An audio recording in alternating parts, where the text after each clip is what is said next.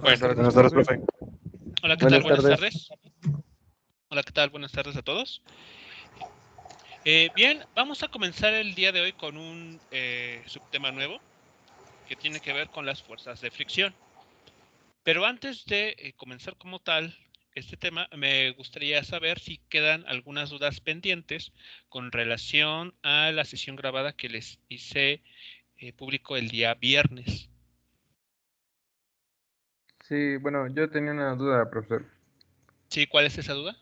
Bueno, más que nada me costaba trabajo comprender por qué era que, bueno, cuando analizábamos todas las fuerzas que dentro del, del diagrama que hicimos, las fuerzas en X y las fuerzas en Y, mm, no entendí muy bien por qué fue que, por ejemplo, en la sumatoria bueno, no en sumatoria, en el análisis de las fuerzas en X, ¿por qué se igualaban, en general las fuerzas se igualaban a la fuerza generada por la aceleración y la masa del objeto?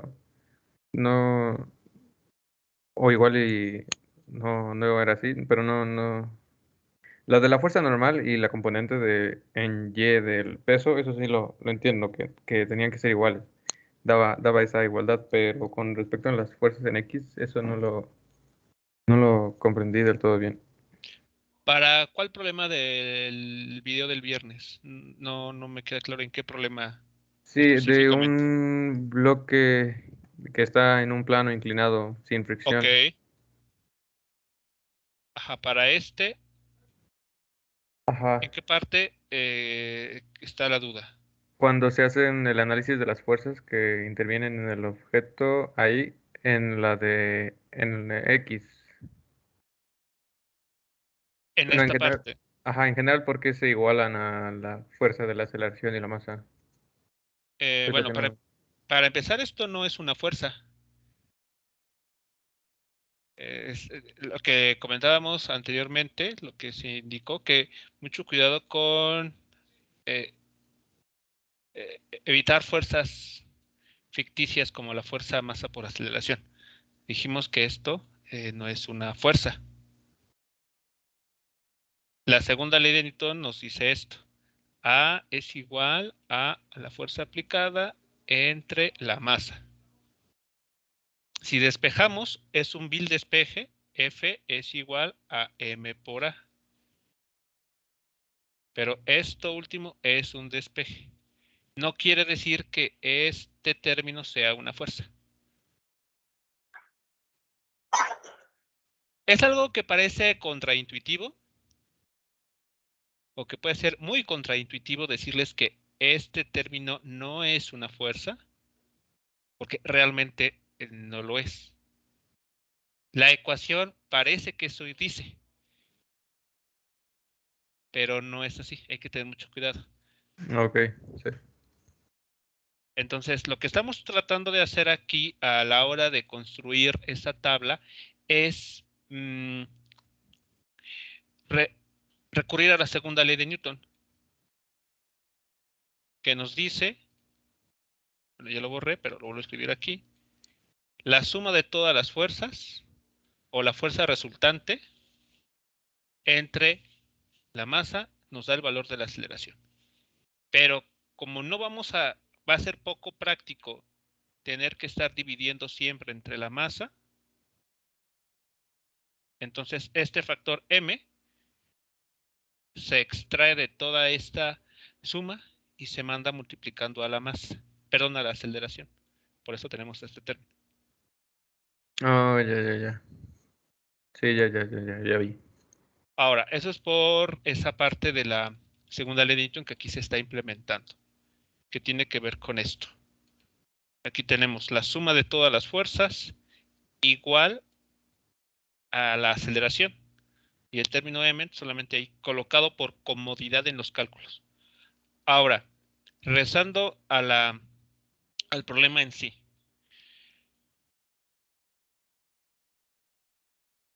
Los pasos que se hacen en este tipo de problemas, pues vamos a decirlo, son estándar. Primero, construir el diagrama de cuerpo libre. En este problema en el diagrama de cuerpo libre uno puede identificar solamente dos fuerzas que están presentes, que van a estar actuando sobre el bloque cuando éste se va deslizando. La fuerza normal y la fuerza peso. Son las únicas dos fuerzas que van a estar presentes. Se hace después la descomposición de estas fuerzas en cada uno de los ejes. Entonces ahí en esa hasta esta parte, en todo lo anterior, ¿se tiene todavía alguna duda o donde todavía persiste la duda? No, no, no, ya quedó todo bien. ¿Ok?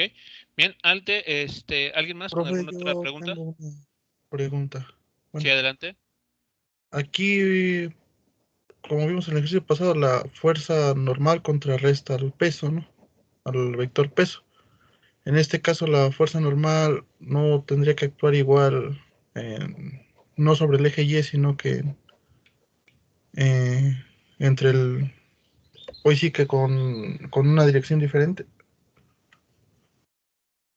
La fuerza normal Como, contrarresta al vector peso siempre y cuando eh, el objeto se esté moviendo de forma horizontal paralela al suelo,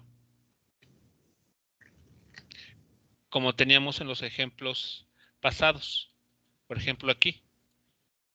Ese objeto se mueve, bueno, estos dos objetos se mueven hacia la derecha. Se mueven de forma horizontal. Ahí la normal coincide con el vector peso. Pero ¿qué ah, pasa cuando la superficie sobre la cual se mueve el objeto tiene esta forma? Es decir, un plano inclinado.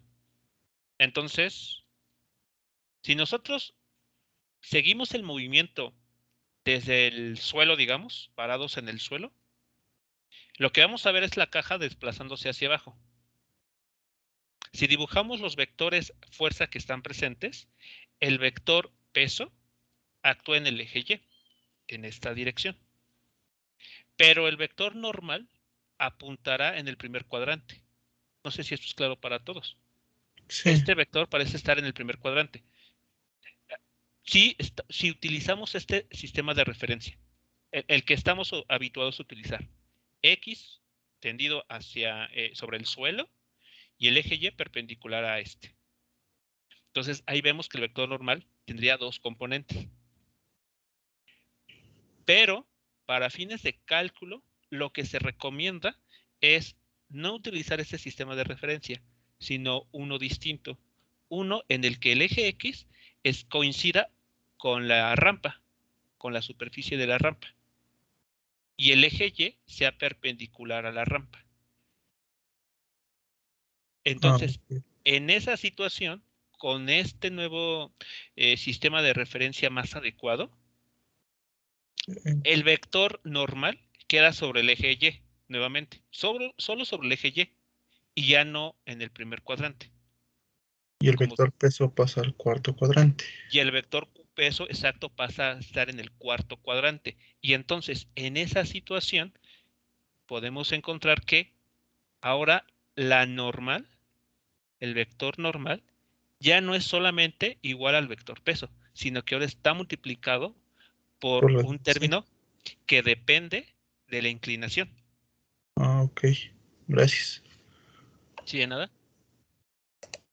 Yo, profesor, tengo una duda, pero con respecto al ejercicio para la actividad número 2 de este parcial, de la parte de cinemática, más que nada por no comprendo bien el enunciado.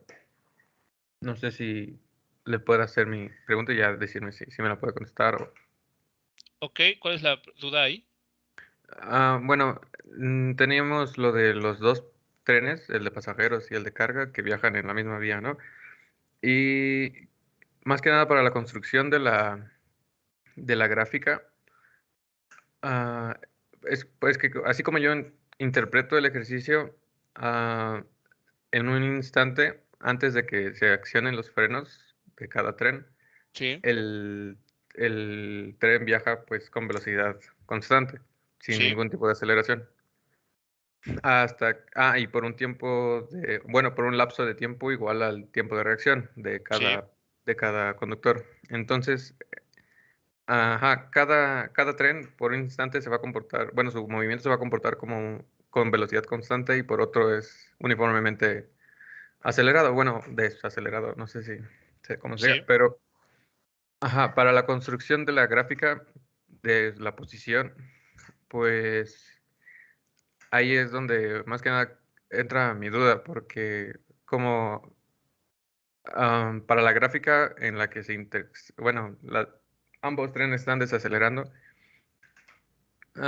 pues no tendría, no, bueno, no sé si se pueda, pero entiendo que serían dos funciones las que van a dictar la posición de cada tren dependiendo de en qué instante se tenga, ¿no? O sea, antes de activar los frenos y después de activar los frenos, pues la posición se comporta de dos maneras diferentes. Y al momento de graficar, pues no sé si debe de aparecer esa posición con el movimiento rectilíneo uniforme y la posición con el movimiento rectilíneo uniformemente acelerado.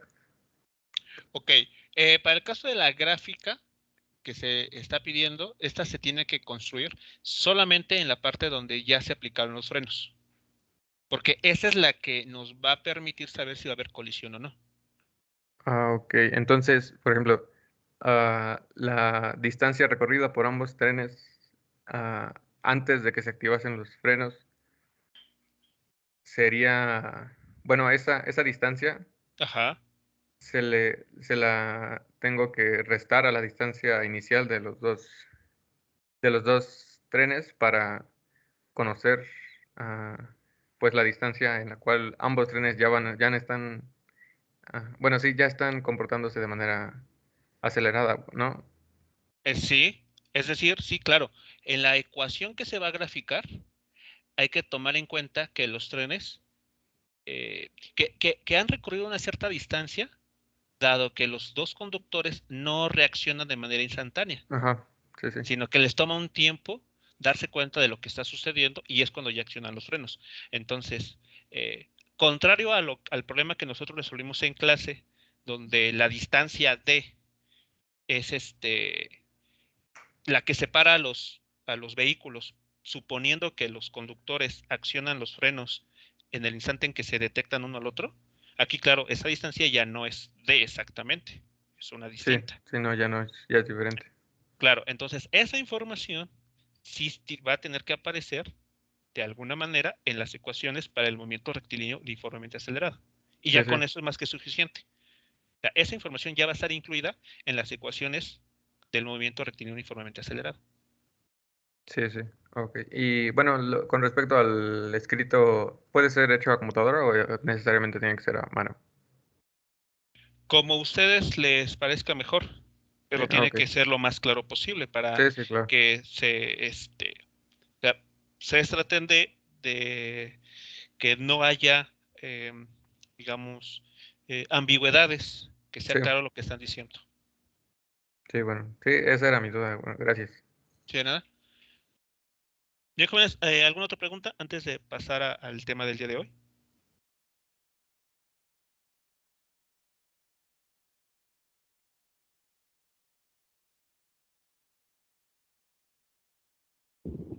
No, profe. Ok, vale. Bueno, en el ejercicio de ese día vamos a repasar nuevamente este problema del plano inclinado, por si hay alguien que todavía le queda alguna duda. Bueno, ¿qué vamos a ver acerca de las fuerzas de fricción? Bueno, antes que nada debemos de definir, ¿no? Cuándo se presentan o a qué nos vamos a referir cuando hablamos de este tipo de fuerzas. Este tipo de fuerzas resultan de la interacción de un objeto con su entorno, en particular, por ejemplo, cuando tenemos un objeto que se está deslizando sobre una superficie y esa superficie pues presenta irregularidades, ¿no? Es áspera. Y todas esas irregularidades van a afectar el movimiento del objeto que se está moviendo sobre dicha superficie. ¿De qué manera? Pues le van a ir restando velocidad. No solamente eso, si somos más realistas, ocurre, por ejemplo, que las máquinas, las piezas, debido a la fricción, debido al roce de una pieza con otra, se van desgastando. Entonces, no solamente tiene que ver con afectar la velocidad con que un objeto se desplaza respecto a otro, sino también, en casos extremos y muy prolongados, podemos tener desgastes en piezas. Los objetos van perdiendo forma, e incluso también tenemos la aparición de calor. Tenemos ahí pérdida de lo que vamos a ver más adelante, energía, que se puede uno lo puede visualizar notando que las piezas llegan a calentarse. Entonces, ese aumento de temperatura está ligado a estas fuerzas de fricción. Otro tipo de ejemplos, no solamente en superficies rugosas, ocurre también en fluidos. Hablando de fluidos, gases o líquidos. Un ejemplo claro de esto es, tenemos un vehículo, por ejemplo, estos de carreras. Estos están diseñados de manera que eviten lo más posible el contacto con el aire. Como saben, nosotros nos desplazamos, nosotros existimos dentro de un fluido, una mezcla de gases. Y en particular, los vehículos, cuando se mueven a grandes velocidades, pues es más notoria la interacción con esta mezcla de gases. De esa manera, bueno, pues los automóviles, por ejemplo, para estos tipos de eventos, tienen que adecuarse en cuanto a su forma para evitar lo más posible este tipo de contacto. Otro ejemplo sucede con los que practican paracaidismo. El paracaídas, al abrirse, ayuda a que la persona no caiga no se desplace en caída libre, sino que frene, disminuya su velocidad conforme va descendiendo.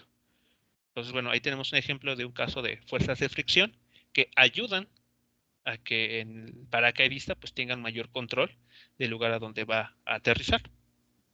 Otro ejemplo lo encontramos cuando nos desplazamos en el agua. Por ejemplo, si ustedes en algún momento han asistido a alguna piscina o a algún cuerpo de agua, habrán notado que si ustedes quieren desplazarse, caminar, por ejemplo, dentro de ese cuerpo de agua, hay una cierta resistencia, ¿no? Cuesta un poco de trabajo avanzar dentro de esa masa de líquido. Y bueno, todo eso son ejemplos de fuerzas de fricción que afectan de alguna manera el movimiento de los objetos. Ahora, en particular nos vamos a concentrar en el primer ejemplo, es decir, cuando un objeto se mueve en una superficie rugosa. En este tipo de situaciones vamos a tener dos tipos de fuerzas de fricción. La primera de ellas se conoce como fuerza de fricción estática. Vamos a identificarla con la letra F minúscula, subíndice S. Y esta fuerza de fricción estática aparece cuando uno intenta mover un objeto. Es la responsable de que al inicio pareciera que el objeto está atado o pegado al suelo. Tal vez no sé si se han percatado cuando intentan mover algún objeto en casa o en algún otro lugar. Ustedes aplican una fuerza para poner en movimiento cierto objeto y al inicio pareciera que el objeto está pegado, ¿no? Les cuesta bastante esfuerzo ponerlo en movimiento. Pero una vez que lo logran arrancar, lo digo así entre comillas, arrancar el objeto del suelo, ya les es más fácil desplazarlo. Bueno, en esa primera parte, donde pareciera que el objeto está pegado al suelo, está presentándose la fuerza de fricción estática. Es la que impide que el objeto se mueva respecto al suelo. Y bueno, esta fuerza, F sub S, en módulo, está relacionado con la fuerza normal de esta forma. Aquí, ¿qué es lo que estamos diciendo? La fuerza de fricción estática va a ser menor o igual a una cierta cantidad, donde este término es la letra griega mu sub S, se llama coeficiente de fricción estática. Bueno, más allá de la ecuación, que vamos a ver en unos momentos más cómo aplicarla, déjenme mostrarles cómo se está dando esta interacción, esta primera fuerza. Bien, ahora les estoy poniendo en pantalla una animación donde podemos nosotros medir los efectos que tienen las fuerzas sobre un objeto. Por ejemplo, aquí en esta barra, ustedes pueden controlar si hay o no fricción. Voy a considerar, por ejemplo, el caso sin fricción, que es son los problemas que manejamos hasta la clase pasada. Entonces, voy a también activar aquí el medidor de rapidez para que ustedes visualicen cómo cambia la velocidad de este objeto cuando se le aplica una fuerza. Vean entonces, tenemos una caja que está colocada en una superficie libre de fricción, hielo, por ejemplo. Y con con ayuda de esta persona, aplicamos una fuerza. Vean ustedes que la fuerza, por muy pequeña que sea, 22 newtons en la imagen de abajo, el objeto se está moviendo. Y pueden ver que su velocidad se está incrementando. Si dejamos ese objeto libre, vean lo que está sucediendo. El objeto ya no incrementa su velocidad, sino que ha adoptado un valor constante y se sigue moviendo. ¿Qué Profe, ley? ¿Sí? entonces por eso en las pistas de hielo no hay como fricción y se juega ese deporte de lo de las escobas, porque esa cosa sigue, no sé cómo se llama la verdad, pues se sigue moviendo, ¿no? Exacto. Constantemente. ¿Es lo mismo? En este principio se basa ese juego. Si ese es el puck, por ejemplo, una vez que se dispara el disco de hockey, si la pista fuese muy grande, el puck o el disco de hockey mantendría su movimiento de manera indefinida, que es lo mismo que está sucediendo aquí. Adopta una velocidad y de ahí ya no la pierde. La primera ley de Newton está actuando ahorita. Exactamente. No Porque hay el cuerpo ninguna está manteniendo una velocidad constante y va a permanecer así hasta que sienta la presencia de una fuerza externa que lo frene o que le cambie su velocidad y ya sea que acelere o desacelere hasta que nada más eso, ¿no? Hasta que afecte su velocidad y genere una aceleración. Así es. Ese objeto, bajo la primera ley de Newton, mantendrá esa velocidad. Y vean, no ha cambiado en nada. Aquí la aguja en este medidor de rapidez no ha cambiado. Se mueve con velocidad constante.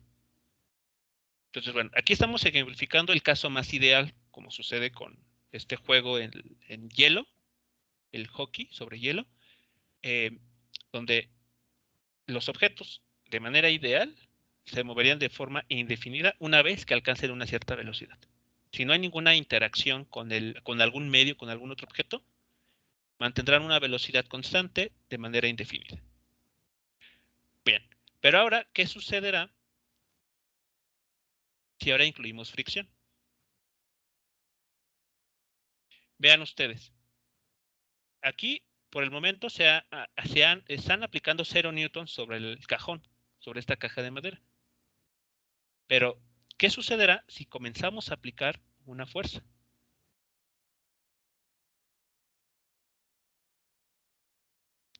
Nótese que la fuerza que se está aplicando está yendo de izquierda a derecha. Es el vector que está en color naranja. Pero no solamente esto está pasando. Como la superficie sobre la cual esta caja de madera está colocada es rugosa, presenta irregularidades, como el movimiento, tentativamente hablando, va a ocurrir de izquierda a derecha, el suelo se opone a ese desplazamiento. Entonces aplica una fuerza sobre la caja en dirección opuesta, que es el vector de color rojo.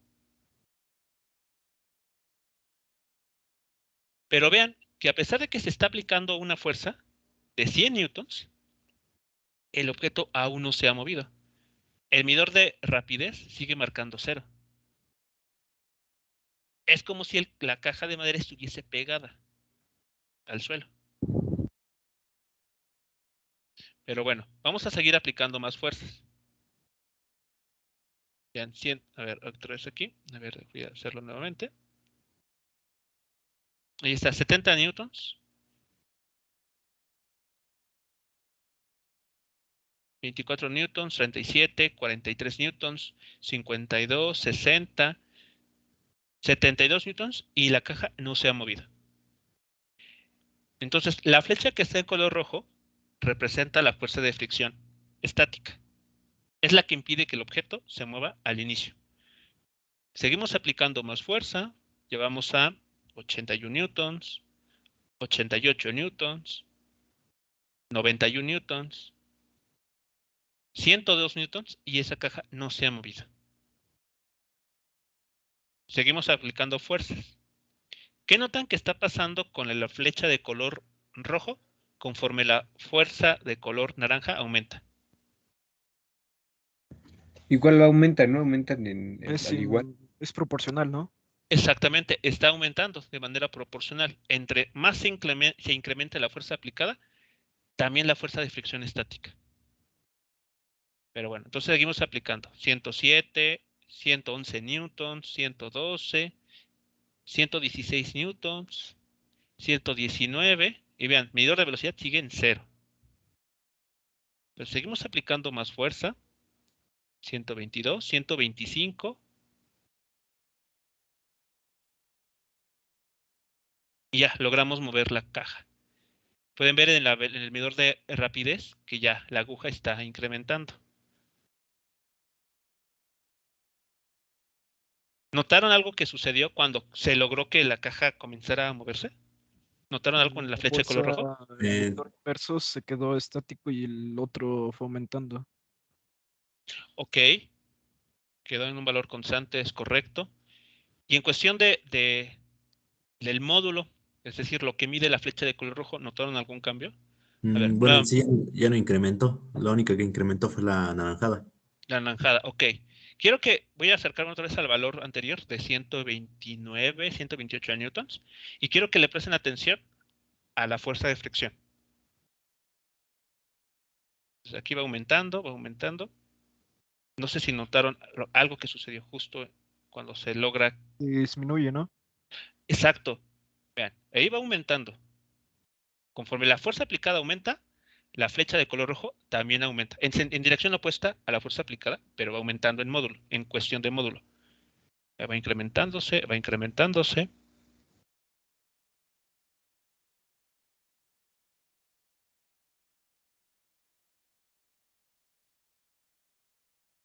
O sea que por así decirlo, mientras nosotros más apliquemos fuerza hacia enfrente para mover el objeto, Ajá. llegar a un punto en el que, por así decirlo, se va a romper esa fuerza de fricción y va a permitir que se mueva, ¿no? Pero como se está oponiendo, eso genera un cambio en la velocidad y va a desacelerar, ¿no? Por así decirlo, y va a hacer lo contrario, ¿no? Ahora va a aumentar la fricción y la fuerza que ejercemos hacia enfrente va a disminuir, ¿no? Hasta un punto en que se detenga el objeto, o no pasa así.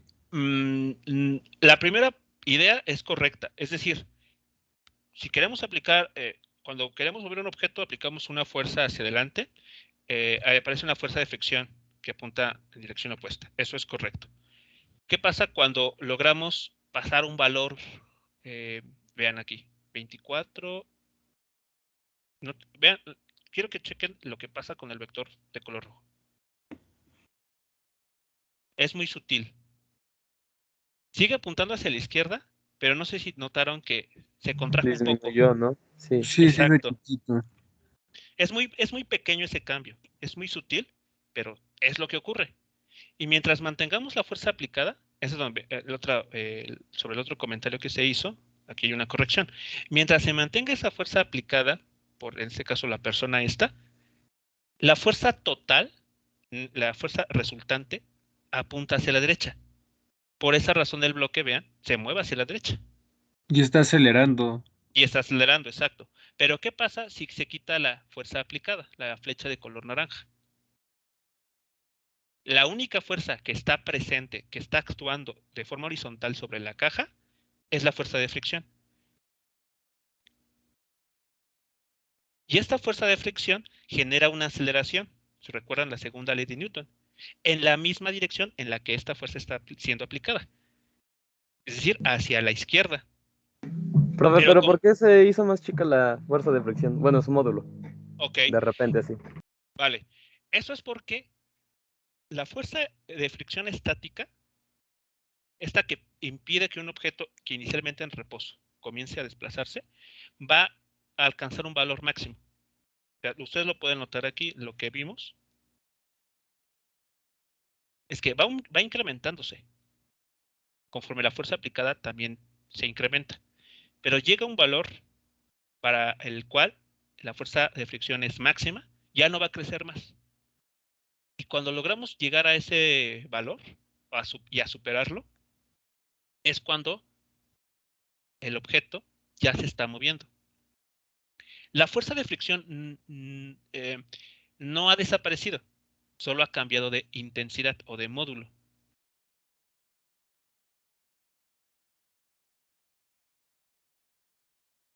Es por esa razón que una vez que se logra que el objeto se comience a mover, si se deja de aplicar alguna fuerza externa y se deja a voluntad solo de la fuerza de fricción, el objeto va a terminar en reposo. Es decir, voy a cambiar otra vez a la pizarra. Está pasando lo siguiente. Esta fuerza, mientras el objeto no se mueva, a pesar de que le estamos aplicando una fuerza para intentar moverlo, esta fuerza de fricción va a ser menor a esta cantidad. Es decir, vamos a estar en la desigualdad.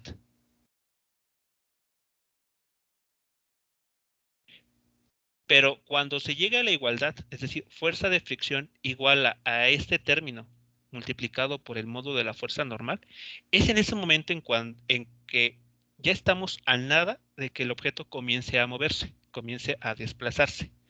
Y cuando eso sucede, la fricción deja de ser fuerza de fricción estática y se convierte en una fuerza de fricción cinética.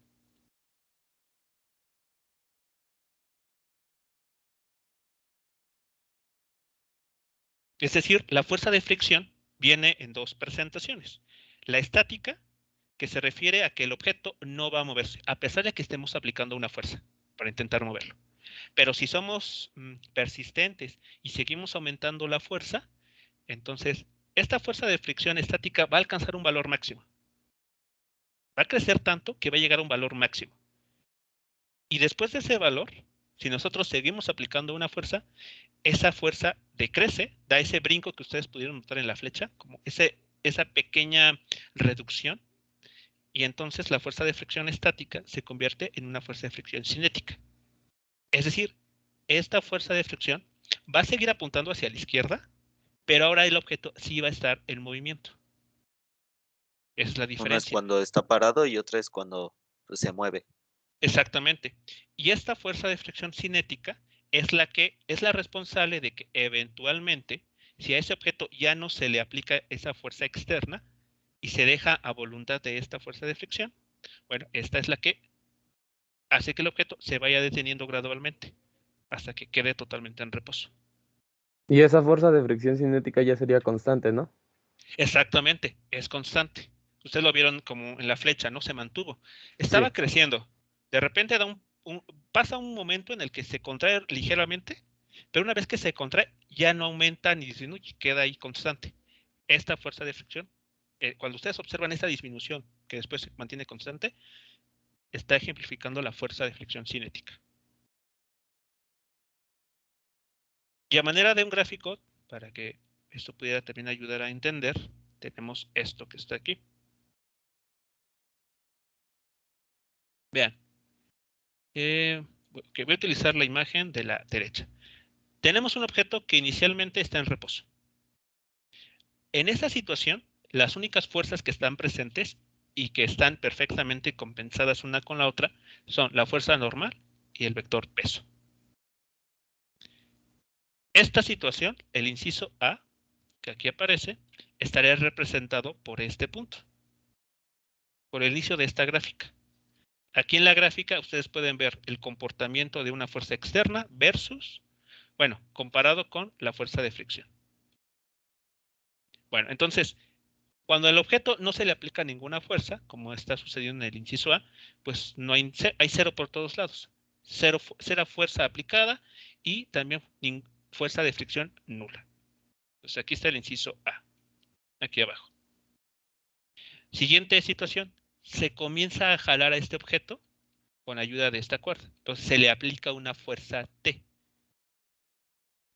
En respuesta, como el objeto se está intentando mover de izquierda a derecha, el suelo, si presenta irregularidades, responde aplicando una fuerza en la dirección opuesta. No quiere que ese objeto se desplace de izquierda a derecha, por lo tanto, aplica una fuerza en la dirección opuesta. A esta fuerza de fricción se le conoce como la fuerza de fricción estática. Entonces, fuerza aplicada débil, la caja sigue en reposo. Y vean, en esta situación tenemos esta desigualdad. Pero ¿qué notamos en la animación? Que si la fuerza que se le aplica se va incrementando, la fuerza de fricción estática también se va incrementando. O sea, va impidiendo que el objeto se mueva. Entonces vean aquí un comportamiento proporcional. Entre mayor sea el valor de la fuerza aplicada, la caja sigue en reposo, porque la fuerza de fricción estática también se incrementa al parejo. ¿Sí vamos bien hasta aquí? Sí, profe. ¿Sí? Ok, vale. Entonces, esto seguiría así creciendo estas fuerzas y ustedes seguirían en la misma situación de que el objeto no se mueve. Pero bueno, uno es persistente y sigue aumentando la fuerza. Entonces, todas estas imágenes que les puse aquí representan la situación B. Se explica una fuerza, pero es insuficiente para poner en movimiento el objeto. Pero bueno, llega el momento en el que... Déjenme ver aquí otro color, el color azul, a ver, espero que se note.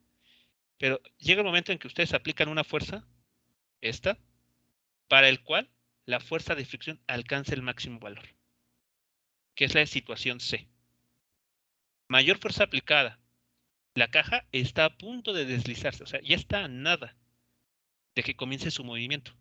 En esa situación, la fuerza de fricción estática alcanza un valor máximo. Vean, estuvo creciendo, estuvo aumentando, pero llega a un valor en el que ya no va a crecer más. Y en esa situación, estamos a punto de que este objeto comience a moverse. Estamos aquí en ¿Y la ese situación máximo C. qué lo delimita, profe? ¿Qué es lo que lo delimita? El tipo de material sobre el cual se está moviendo el objeto. Este coeficiente que aquí aparece, Ese es el MUK, ¿no? Eso que dice mi compañero es el MUK, ¿no? Lo que determina que, bueno, el MUS que... Exacto, es la constante de fricción estática. Este es el que va a determinar en qué momento se logra que el objeto comience a moverse sobre sobre la superficie en que está apoyada.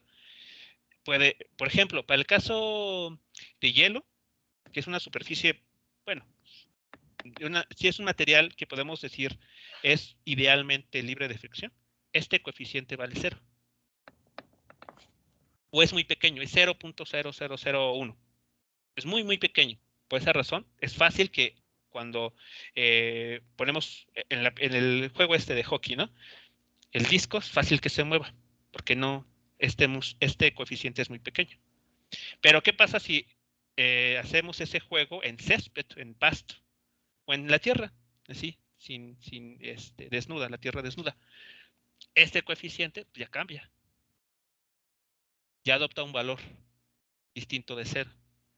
Entonces, dependiendo de qué superficie estemos tratando, madera, por ejemplo, alguna tela, algún metal o alguna otra superficie áspera, entonces este coeficiente es el que determina en qué momento logramos que el objeto comience a desplazarse. ¿Cuál es el objeto con más fricción en la Tierra? O bueno, conocido. No estoy seguro, no estoy seguro. En las ¿cómo se llama? En los libros que tenemos en Classroom hay algunos ejemplos de materiales. De hecho, ustedes pueden consultar ahí algunas tablas de valores de distintos materiales. No sé si en esas tablas ustedes pueden encontrar el material más áspero posible. No estoy seguro, porque bueno, son muchos materiales que uno puede considerar, ¿no? Entonces, decir o querer buscar el más áspero, pues, no sé si eso sea un tema interesante por estudiar. Podría, pero para establecer al menos como una especie de, ¿qué sería? Categorización o una lista de materiales, desde el más áspero hasta el que el menos lo es. Digo, si alguien está interesado en hacer eso. Pero también una pregunta interesante, igualmente importante sería, ok, ¿para qué se quiere hacer eso? Digamos, si nosotros tenemos acceso a ese material, seguramente sí, entonces importaría, ¿no? Saber qué es el más áspero de todos. Pero si no es un material que de manera industrial se pueda aplicar, pues el saber qué es el más áspero, pues queda como una simple curiosidad. Sí. Entonces, bueno, entonces, en los libros que tenemos ahí en Classroom, ustedes pueden checar, ahí vienen listas de materiales usuales, también comunes, madera, tela, no recuerdo exactamente qué tela, plásticos, hielo, por ejemplo, que son los habituales, ¿no? Profesor, Bien, tengo una pregunta. ¿sí? ¿Por qué ya al momento de que llegamos a la fricción cinética, la gráfica se ve con muchos picos? Ok. Bueno, antes de llegar a esa parte, hasta aquí, ¿todo claro? Sí. Hasta el inciso C. Sí, profe. Sí, Sí, profe. sí, profe. Vale, ok, ahora sí. ¿Qué pasa en el inciso D? Lo que sucede es lo que justamente esto que está aquí, este cambio que notan, este salto, es lo que ustedes en la animación vieron cuando la flecha de color rojo apareció como, bueno, contraerse.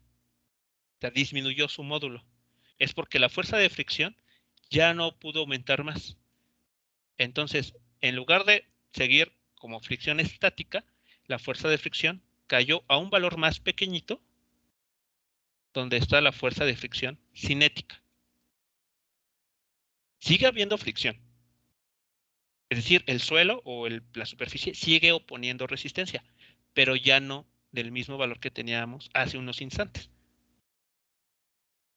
Entonces, en esa situación, que es el inciso D, la caja se desliza, pero ya la fuerza de fricción ya no tiene la misma intensidad, que es lo que está aquí.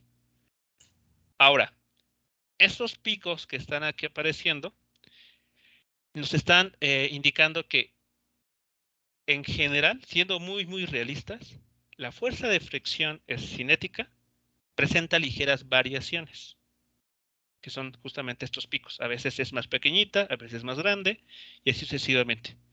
Pero para fines prácticos, nosotros vamos a considerar que la fuerza de fricción se mantiene constante.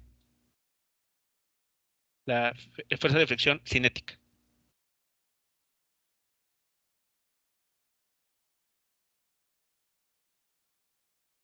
¿Sí es claro esta idea? Sí. ¿Vale? Ok. Entonces, realmente, si nosotros pudiéramos medir con mucha exactitud la fuerza de fricción cinética, encontraremos estas pequeñas variaciones en su valor. Pero a veces son tan pequeñas que podemos decir que no. Esos son despreciables, ¿no? Dos despreciables, exacto, y consideramos que la fuerza de fricción cinética se mantiene constante. Por esa razón, en la animación, ustedes ven que la flecha, una vez que el objeto ya está en movimiento, esa flecha roja ya no cambia. Entonces FK nunca va a ser más grande que FS. Exacto, exactamente. Que FS máxima.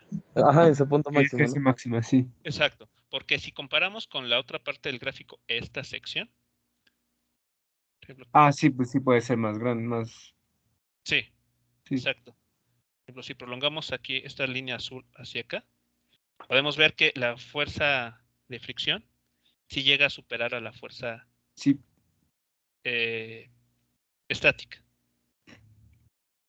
Pero hablando de la fuerza de fricción estática máxima, esta siempre va a ser superior a la fuerza de fricción cinética. entonces, bueno, ahí es bueno, recuerdo ejercicios en la secundaria y la prepa que el coeficiente, bueno, sí, el coeficiente de fricción tenía que intervenir en ejercicios como el que hicimos del plan, bueno, el que hizo el plano inclinado, ¿no? Porque eso nos va a permitir saber si el objeto no se desliza, ¿no? O si se va a deslizar. Es correcto. De hecho, bueno, antes de pasar a la siguiente animación, bueno, solamente para concluir, ambas fuerzas de fricción están relacionados con la fuerza normal, pero de forma distinta. En general, el coeficiente de fricción estática, que es una cantidad adimensional, siempre es mayor al coeficiente de fricción cinética. Porque, como podemos ver, este coeficiente está relacionado con el hecho de que esta fuerza vaya creciendo hasta alcanzar un valor máximo. Y después tome un valor menor. ¿Y Entonces, cómo llegamos a la desigualdad entonces de que la fuerza de fricción estática es menor que su coeficiente por la normal? ¿O eso es lo que tiene que ver con que no se deslicen las cosas? exacto. Ah, ok, ok. Sí, dentro de esta región, dentro de esta primera parte de la gráfica, ok, déjenme poner esta región, que estoy marcando de amarillo, en esa región se cumple la desigualdad. Ah, ok. Tenemos Oiga, que profe, F, ¿sí? eh, y la figura D entonces representa así como ya como la velocidad máxima, la rapidez máxima, y si llegara la persona a soltar esa cuerdita o dejar de hacer esa fuerza, va a estar por un momento deslizándose, ¿no? Porque ya lleva la rapidez. ¿Eso quiere decir la figura D? La figura D quiere decir que el objeto ya se está moviendo respecto al suelo o sobre el suelo. Ya tiene una cierta velocidad. Entonces, Ok. gracias a esta fuerza que se le fue aplicando, es que el objeto, digamos, la suma de tensión que apunta hacia la derecha menos fuerza de fricción cinética dan como resultado una fuerza neta, voy a poner aquí F sub n, que apunta hacia la derecha. Por esa razón, este bloque se desliza hacia la derecha, porque la fuerza aplicada supera la fuerza de fricción.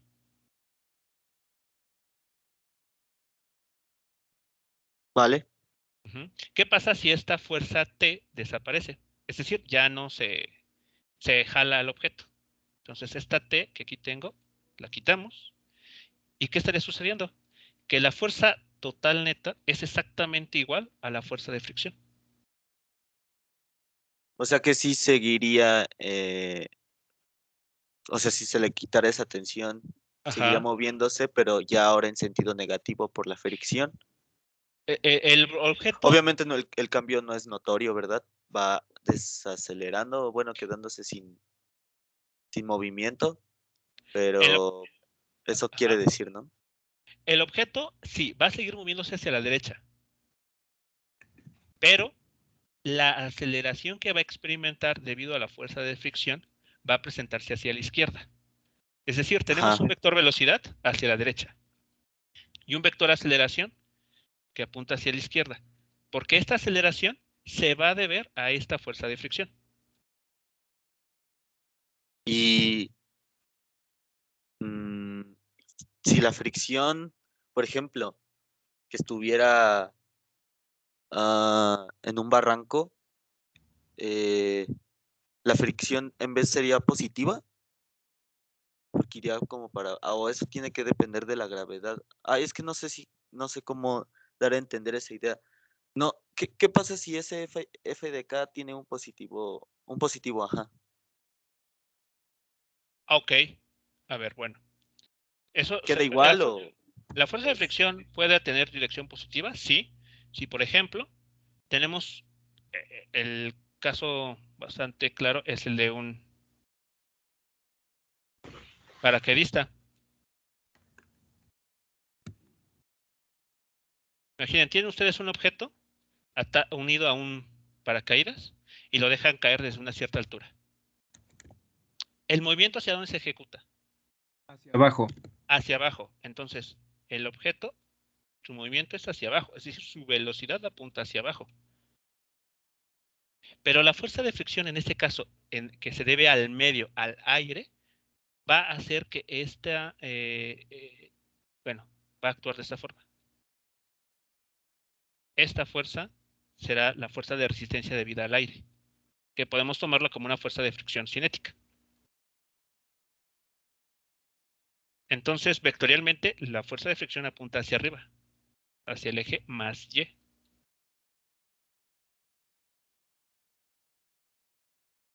Y es lo que es la responsable de que ese objeto pues, no caiga así literalmente directamente hacia el suelo, incrementando su velocidad, sino que esta fuerza es la responsable de que el paracaidista, o en este caso este bloque, vea disminuida su velocidad. Alcance lo que en su momento les comenté que se llama la velocidad terminal. Es la velocidad con la que un objeto en caída libre adopta, pero cuando sí estamos considerando el efecto de la fuerza de fricción o de resistencia con el aire.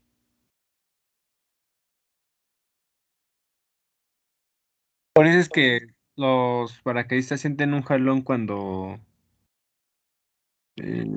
cuando caen, ¿no? Cuando abren el paracaídas, sí, hay un tirón hacia arriba. Debido a esta fuerza. Entonces aquí se compensa, bueno, están compitiendo la fuerza peso, que apunta hacia abajo, y la fuerza de resistencia del aire, que apunta hacia arriba.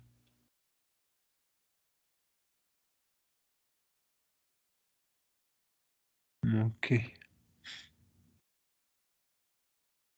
Entonces, bueno, este es otro ejemplo en el que está presente la fuerza y que podemos considerar que es una fuerza con dirección positiva, pero que aún así su efecto es el de disminuir la velocidad. Entonces, profe, ¿sí es válido decir que es una desaceleración? ¿En qué caso o cómo? Ajá, digamos cuando ¿qué se puede? Cuando la fricción así que ejerce sobre el paracaídas. Sí, porque bien, llamamos desaceleración o proceso de desaceleración cuando el vector aceleración apunta en dirección opuesta al vector velocidad. Es cuando vemos que hay una disminución de la velocidad. Y eso es lo que comúnmente llamamos o decimos que el objeto está desacelerando o frenando.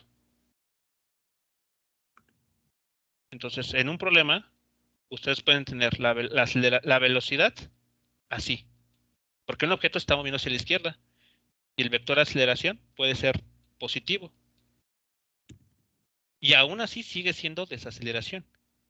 No por el signo de la aceleración, sino por la dirección del vector respecto a la dirección del vector velocidad. Ah, ok. Sí, está bien. Gracias, profe. ¿Sí de nada?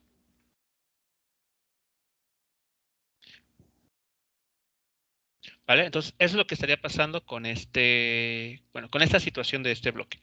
Ahora, ¿qué pasa con el caso de un plano inclinado? Bueno, entonces les voy a mostrar a continuación el siguiente esquema, la siguiente animación. Sí, porque bueno, pues en caso lineal, pues ya lo vimos, ¿no? O sea, vamos a... Pero, profe, ya no resolvió mi duda ¿Sí? de por qué estaba de esa forma la gráfica, en muchos picos, y no totalmente lisa. Comenté que se debía a que de manera real podemos considerar ligeras variaciones en el vector, en el módulo del vector fuerza de fricción cinética. Ah, vale. Eso de manera real. Sí, sí. Pero si estas son muy pequeñas, estas variaciones son pequeñas, podemos despreciarlas y considerar que esa fuerza de fricción se mantiene constante. Vale, gracias, profe. ¿Tiene nada? ¿Y eso Muy cómo bien. se podría ver la variación en un momento? ¿Sería con problemas de cálculo, igual con poniendo una función de la variación?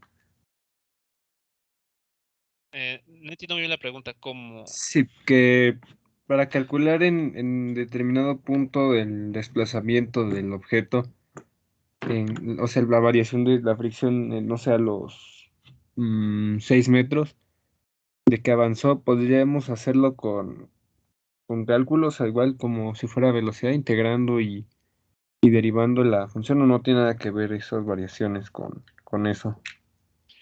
Ok. No se podría... analíticamente sería muy complicado. De hecho, creo que no hay una ecuación que nos pueda medir las variaciones. Porque pensemos, aunque sea un objeto o un sistema lo más controlado posible, esas variaciones pueden presentarse tan rápido que no las logramos medir a tiempo. Ah, ok. Entonces solo es un estimado. Entonces, analíticamente no sería difícil utilizar las herramientas que se tienen, bueno, o que ustedes tienen para calcularlo. ¿Qué se podría hacer? Utilizar, por ejemplo, algún diseño experimental que permita ir tratando de medir esas variaciones mediante pues una gráfica, no sé, algún tipo de medidor que nos permita medir esas pequeñas variaciones. Y ya mediante esa gráfica, pues ir viendo, ¿no? Cuál fue el comportamiento del vector fuerza de fricción cinética. Eso se podría hacer, pero eso es hablando experimentalmente. Hablando a nivel de una ecuación que uno pueda deducir de alguna manera, no es posible. Ah, ok, entonces solo es como estimado. Estimado. El estimado se podría encontrar a partir de la información de la gráfica. Ahí ver cómo es el comportamiento promedio. Bueno, ya entraremos a la parte de estadística, ¿no? Ver cuál es el comportamiento promedio de esa fuerza de fricción. Ok. Sí. Bien, entonces, bueno, a ver, aquí les voy a mostrar el siguiente caso. Vean, la fuerza de fricción en esta situación, perdón, la fuerza normal es el vector en color amarillo. Y el vector peso apunta hacia abajo.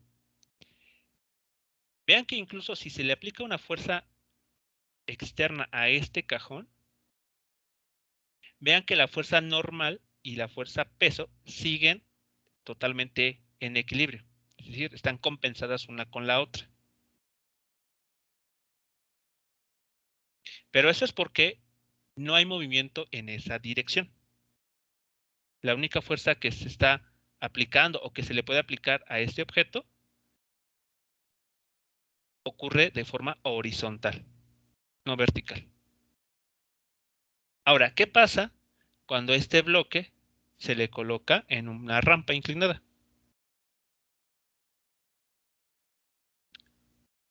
Ah, pues ya la componente Y empieza a aumentar y podríamos decir que es lo que se siente como que se va hacia nosotros lo que estemos moviendo, ¿no? O sea, si alguna vez lo hemos hecho, pues se siente como si el objeto fuera hacia nosotros, pero es debido a eso, ¿no? A que... Exacto. Sí, porque vean, si nosotros orientamos nuestra cabeza de manera que el eje Y de un sistema de referencia aquí ficticio coincide con el vector normal, pueden ustedes notar que el vector peso, FG, mostrado en color azul, está en el tercer cuadrante. ¿Sí lo notan? Sí, está en el tercer cuadrante con respecto Sí. a nosotros, ¿no? Exactamente. Si giran la cabeza y ponen el eje X sobre la rampa, entonces el eje Y les va a quedar coincidiendo con la flecha de color amarillo. Y el vector peso, el vector azul, queda en el tercer cuadrante. Entonces, hay una componente del peso en el eje X. esa componente, si quitamos la fuerza aplicada, esa componente es la responsable de que el objeto descienda y llegue al fondo de la rampa. No es la fuerza peso completa, es la componente del vector peso.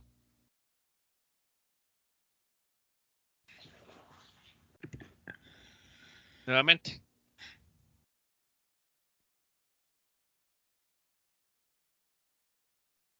Es por eso que mientras más inclinado, me incliné a pues más más movimiento hay, ¿no? Por así decirlo. Entre más inclinada. Sí, ¿no? Mientras más tienda a ser 90 grados, pues más. Ajá. Se va a acercar más al eje X, ¿no? Bueno, la componente. Vas ¿cómo se llama? Del vector de fuerza de la gravedad. Entre más inclinada esté, Entre más inclinada esté la rampa, se ¿cuál acercaría componente? más. La de la. ¿Ve que dijo que tenía componente en X? En X y en Y el vector peso, sí. Ajá. O sea, que sería, entre más inclinado este, sería más grande bueno, su componente X. Así es, exacto, sí, sí. Así es. La componente X aumenta de valor conforme mayor sea la inclinación de la rampa. ¿Puede cambiar la inclinación ahí en su programa? No sé si se puede. Para que veamos eso.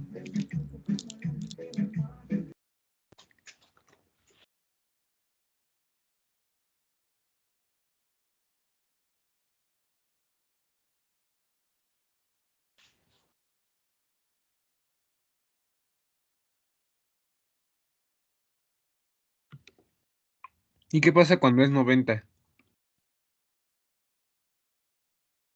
Si estamos a 90 grados antes de colocar el bloque, ya Pues no la va a subir, ¿o sí? No creo.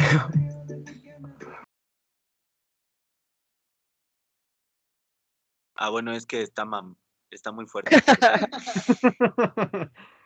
Es una En la animación, ¿no? O sea, idealmente, o sea, suponiendo que sí pudiera subirlo, pues sí, más rápido caería, ¿no? Es que Exactamente. tiene un Pero a motor los de 90 guachilla. grados, o sea, a los 90 grados que ya no se puede poner ahí, 90 grados.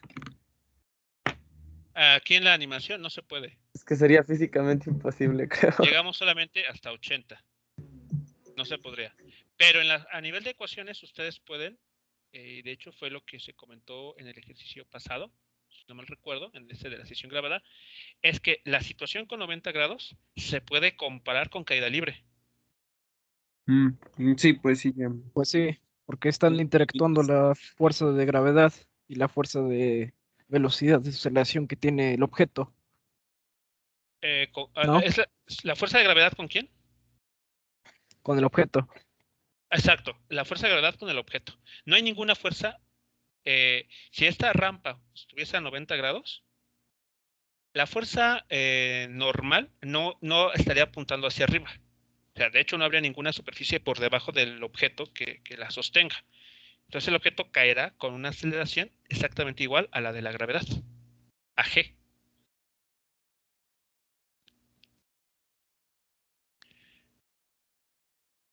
O sea que Entonces, todavía a 89 grados sería una fuerza normal muy chiquita. así es, podría ser, pues, podemos considerarla muy pequeña, pero no cero todavía, a 89 grados. Cuando se logra el valor a 90, entonces sí, la fuerza normal proveniente de la rampa deja de existir, se hace cero, porque ya no hay nada que esté sosteniendo al bloque o sobre la cual esté apoyado. Y es caída libre. Y algo igual que me percaté fue que se hacía más grande la fuerza de fricción entre más inclinada estuviera la rampa, ¿no?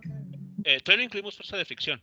La única, si estamos hablando de la fuerza de color azul, es la fuerza No, peso. hacia atrás alcancé a ver un vector. No sé qué entonces, de qué sea. Cuando iba de regreso, alcanzaba a ver una flecha. En este caso, como se está despreciando la fricción, se está imaginando esto como una superficie Sí. congelada, no hay fricción. Entonces, cuando el bloque desciende, ahí se están aplicando tres, la normal, el peso y la fuerza aplicada por esta persona para mantener en esa posición al objeto. Porque si esa fuerza se quita, la fuerza aplicada, la que está en color naranja,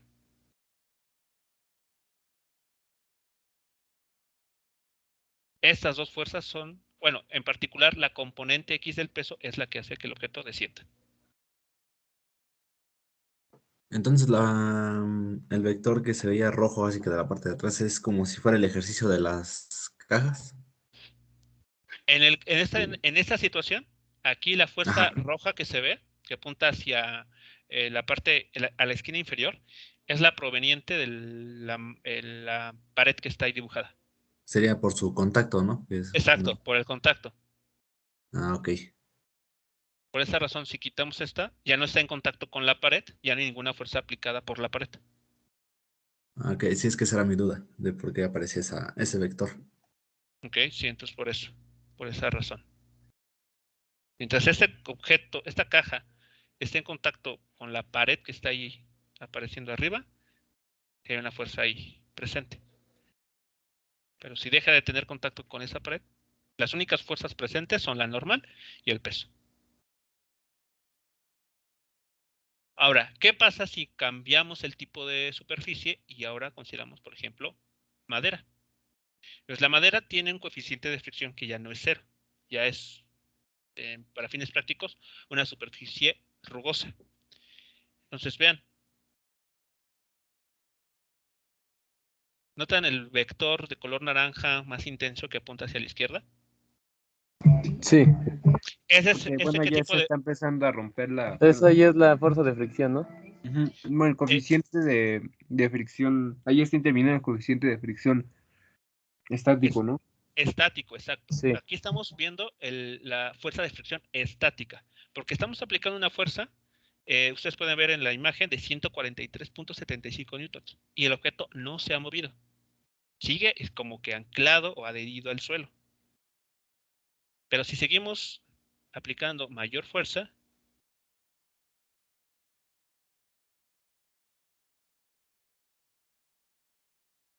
vean que esa fuerza naranja ligeramente cambió. Fue el cambio a fuerza de fricción cinética, ¿no? Exacto. Y entonces ahora vean, se está subiendo la caja esta. Si quitamos la fuerza aplicada, que ayuda a que el objeto se mantenga en esa posición,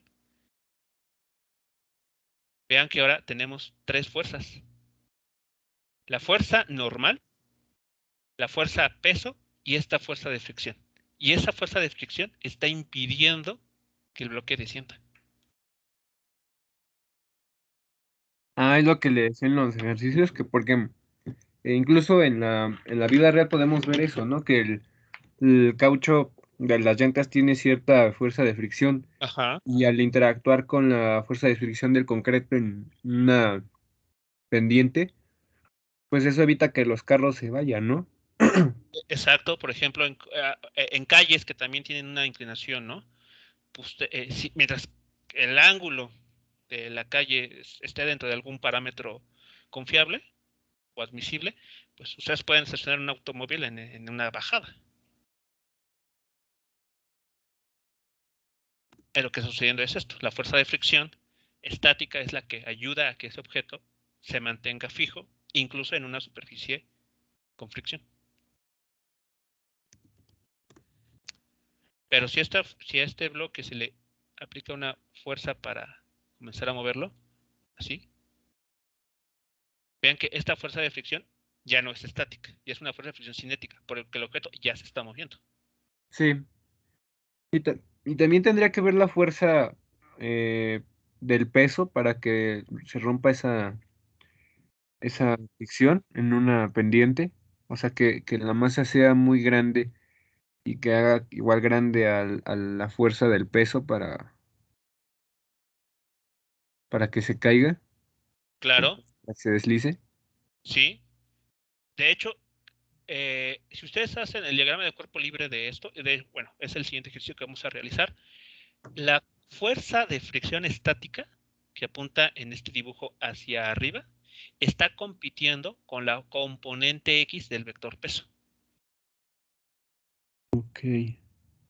Entonces, ¿cómo podemos modificar la componente X del vector peso? Cambiando, por ejemplo, el ángulo. Si cambiamos el ángulo de inclinación de esta rampa,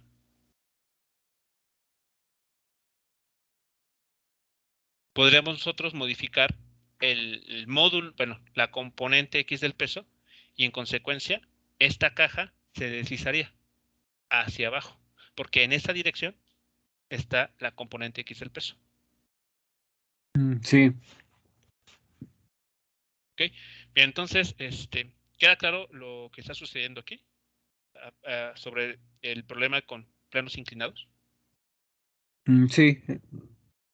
Sí, cuando, bueno, eso es más para aplicándolo, pues eso, ¿no? Objetos que están en una pendiente, ¿no? Más que nada podría aplicarse ya no sé, en área de almacenar algunas cosas, ¿no? Que se tengan que guardar en algo inclinado y ver el material que debe tener el piso para que no se caigan los objetos, ¿no? Ok, sí, ahí sería una aplicación a favor, vamos a decirlo así, de la fricción, porque en este caso nos conviene que los objetos pues no se muevan, ¿no? Que queden como adheridos al suelo. Entonces, claro, habría que revestir la superficie con algún material que represente un coeficiente de fricción muy grande comparado con otros materiales.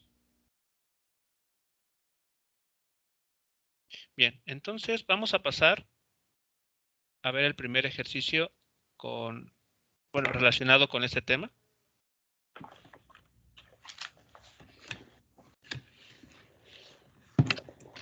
Y el ejercicio que está aquí, bueno, se puede llevar a la práctica. Ustedes lo pueden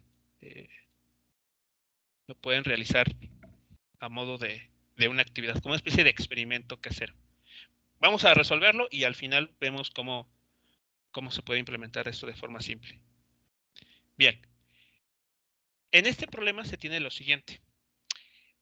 Nos comentan que es un método simple y bastante, incluso hasta indirecto tal vez, de medir coeficientes de fricción estático. ¿Cómo se hace esto? Bueno, supongamos que se coloca un bloque, como ven en la animación, sobre una superficie rugosa que está inclinada en relación con la horizontal, como se muestra en la figura. El ángulo de inclinación aumenta hasta que el bloque comienza a moverse. Demuestre que puedo obtener μs, es decir, el coeficiente de fricción estático, al medir el ángulo crítico, θ sub c, al que comienza a ocurrir este deslizamiento. Antes de comenzar a resolver, recuerden, lo primero es ver si estamos entendiendo bien el problema.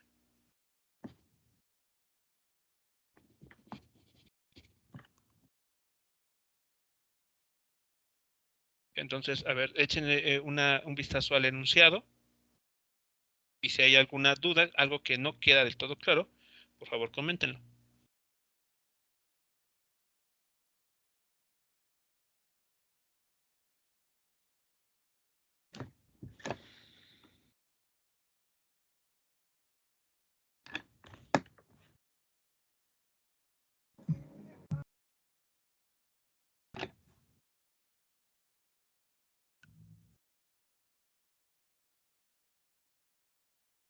Pues hay que sacar la fricción, ¿no? Conforme al ángulo. Ok, sí hay que relacionar la fricción con el ángulo que se estaría formando en esta rampa. ¿Sí queda claro entonces la situación que se está planteando aquí? Sí, que cada vez que vaya bajando la caja o el Ajá. bloque, el ángulo va a ir disminuyendo, porque mientras esté en su punto más alto, pues el ángulo no va a cambiar. Entonces, cada vez que baje, el ángulo igual. No necesariamente que cuando baje. De hecho, a ver, voy a mostrar otra vez la animación. Creo entre más alto el ángulo, el otro ángulo igual se hacía más grande, ¿no? Entre más inclinada estuviera la rampa. Sí, a ver, lo que quiere el problema mostrar es lo siguiente. A ver, déjenme ver si esto lo puedo poner así. Esa es la situación. Déjenme ver si... ahí está.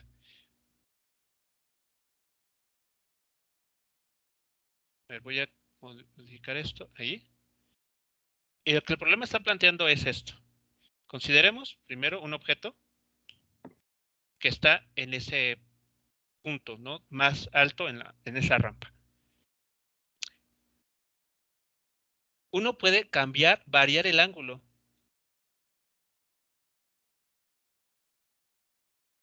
Y el objeto sigue en reposo. Pero llega un ángulo, vamos a toparnos con un ángulo, para el cual el bloque ya está a punto de deslizarse.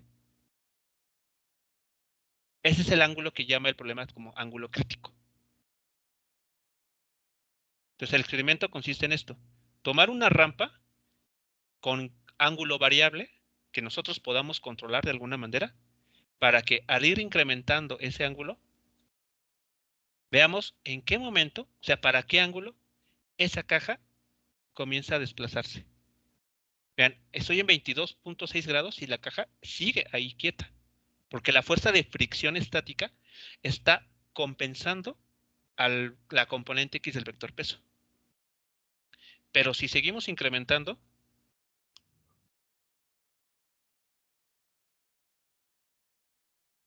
hay un ángulo para el cual la caja ya se desliza. Porque la componente X del peso superó a la fuerza de fricción estática. De eso trata el ejercicio. Que el ángulo puede variar y estamos interesados en determinar el coeficiente de fricción estática a partir del ángulo teta crítico para el cual el objeto, una vez que se alcance ese valor, está a punto de deslizarse.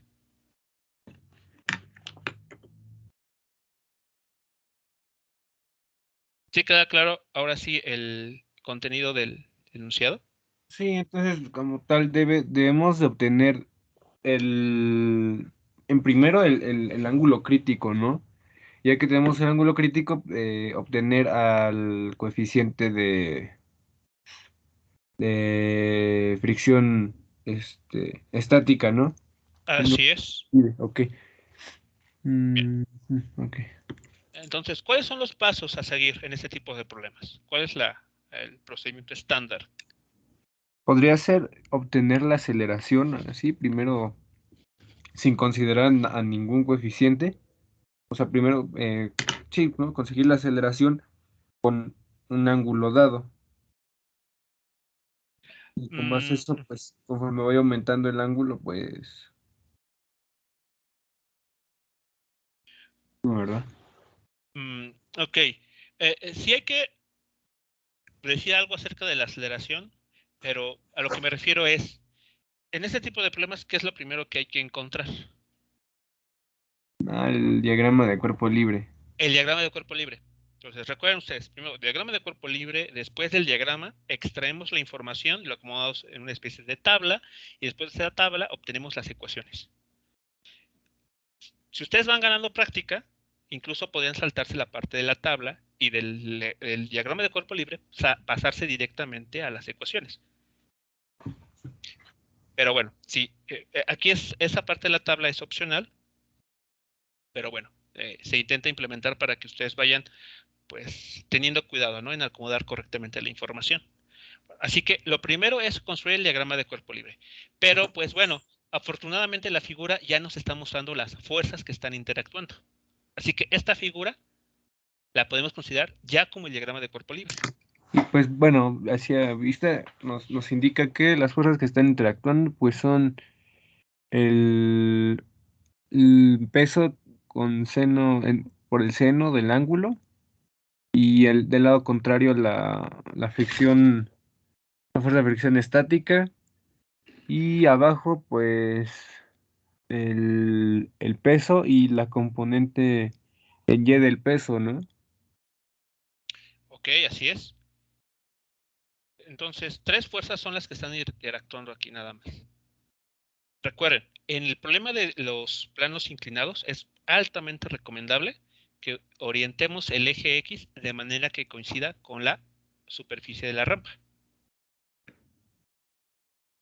Sí.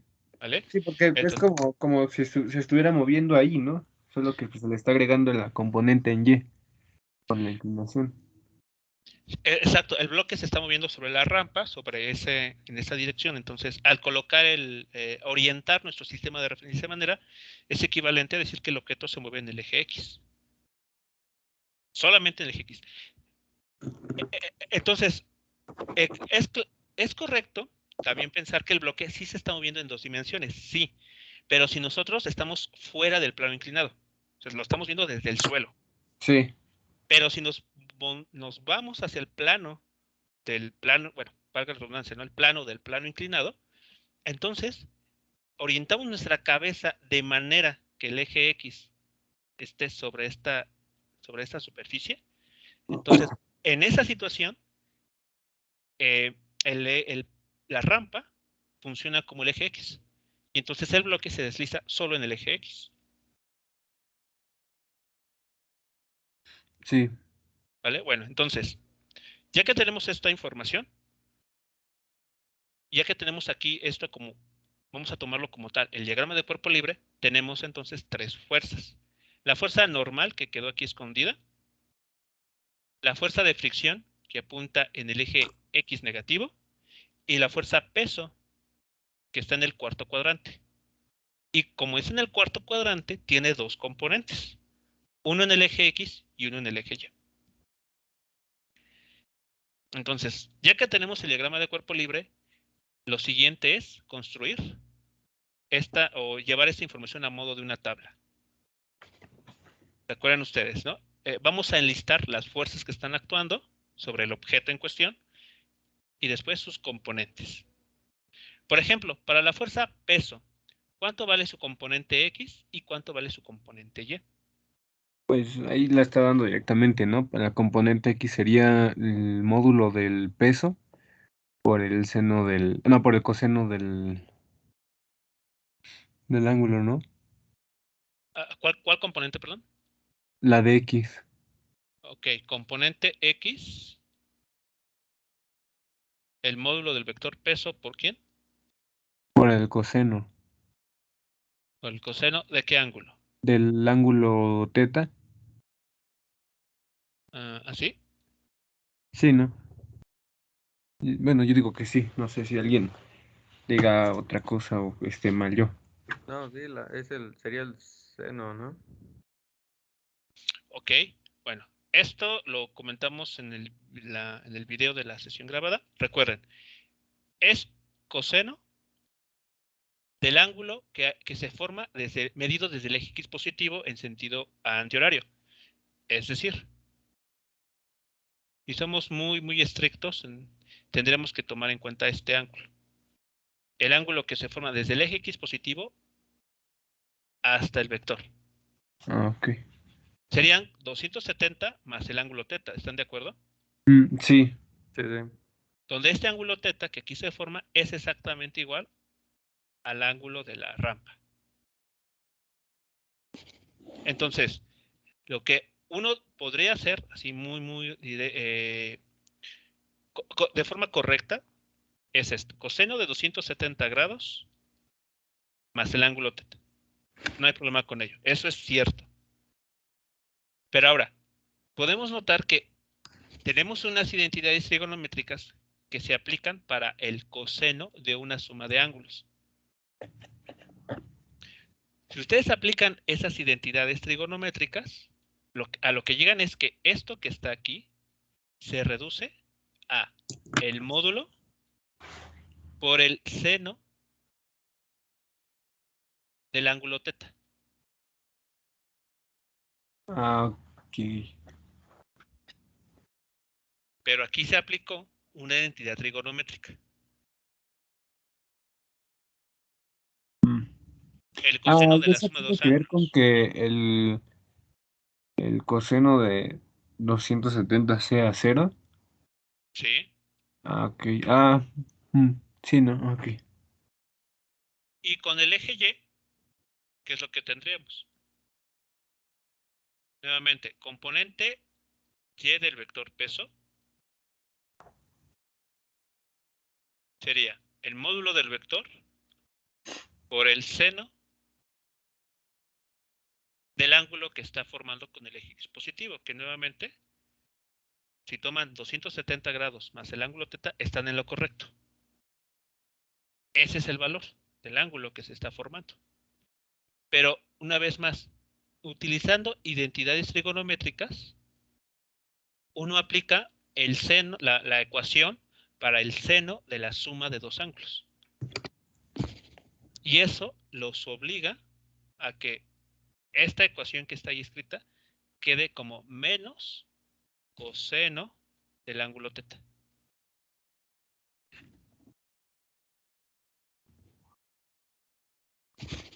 Ok, entonces como que se invierten. Exacto.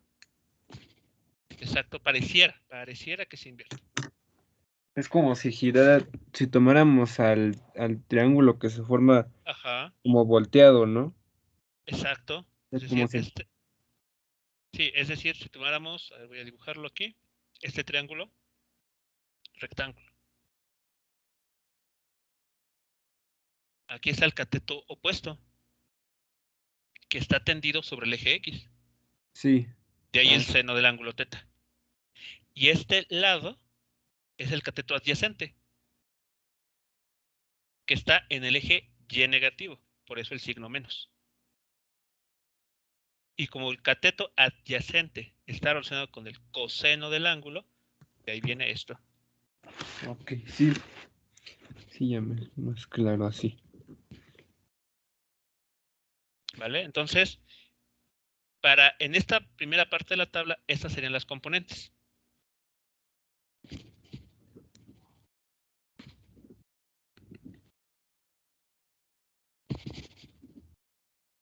¿Estamos bien hasta aquí con la primera línea de esta tabla? Sí, sí, ya. Ok, ahora, siguiente fuerza, la fuerza normal. ¿Cuáles son sus componentes en cada uno de los ejes? Pues nada más está actuando en el eje Y con respecto al eje que tomamos. Entonces tendría componentes N nada más, ¿no? O sea, el módulo en Y.